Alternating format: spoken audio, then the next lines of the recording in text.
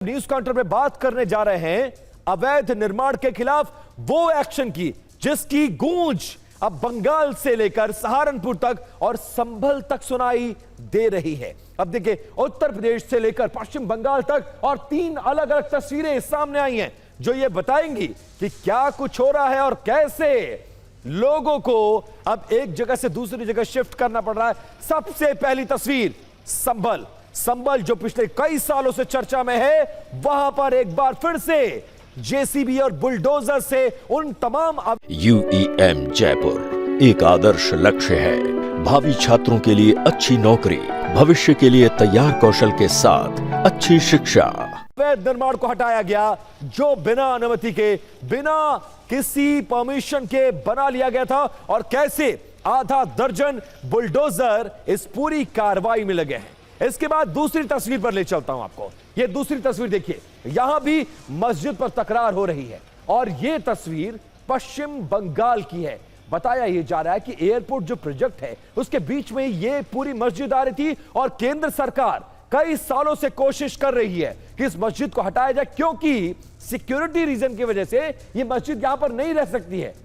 Present government अब support कर रही है, लेकिन पिछली सरकार इसमें अड़ंगा लगाकर बैठी हुई थी। अब तीसरी तस्वीर सहारनपुर यूपी की है, वहां भी नोटिस लग गया है और वहां भी इसी तरह की कार्रवाई होने की संभावना जताई जा रही है। अब प्रशासन ने इन तमाम अवैध निर्माण को इसको अवैध बताते हुए ध्वस्तीकरण की तैयारी शुरू कर दी है।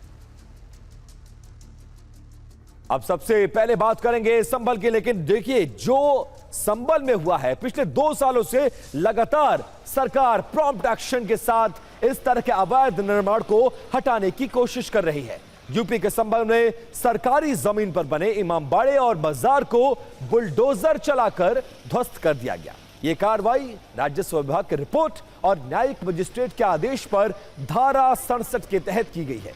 प्रशासन ने मुकर्ररपुर में बंजर भूमि पर बने 312 वर्ग मीटर के अवैध इमामबाड़े और बाजार को जमींदोज कर दिया है। अवैध कब्जे को हटाने के दौरान कानून व्यवस्था बनाए रखने के लिए बहुत बड़ी संख्या में पुलिस बल को तैनात किया गया था। भारी सुरक्षा के बीच बुलडोजर और पोकलैंड मशीन की मदद से अतिक्रमण को हटाया गया है।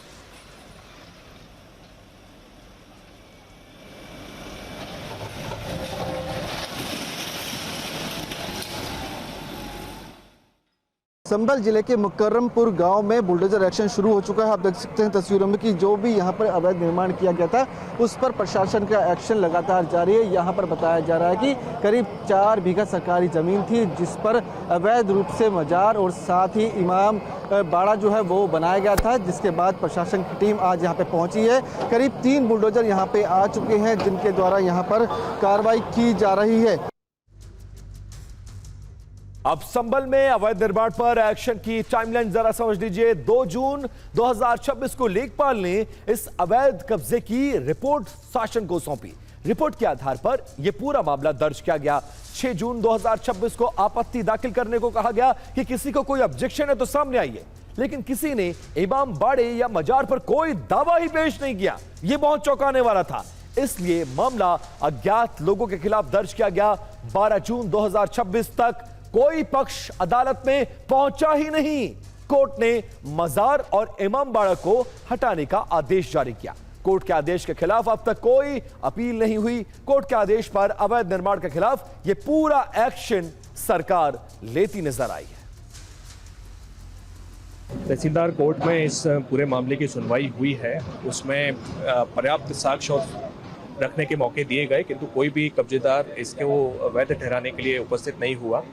सुनवाई का मौका पर्याप्त खत्म करके न्यायालय से ध्वस्तीकरण का आदेश हुआ और आज उसी आदेश का अनुपालन यहाँ पे सुनिश्चित कराया जा रहा है। 3 थानों की फोर्स है, बाकी ड्रोन और आउटर कॉर्डन है, उसको प्रॉपर बना के सिक्योरिटी है उसकी मौजूदगी में की जा रही है। और ये एक लैंड बैंक बनाने का हमारा कंसेप्ट है। जनपद संभल में करीबन कई 100 हेक्टेयर जमीन है वो अभी तक मुक्त करवाई जा चुकी है।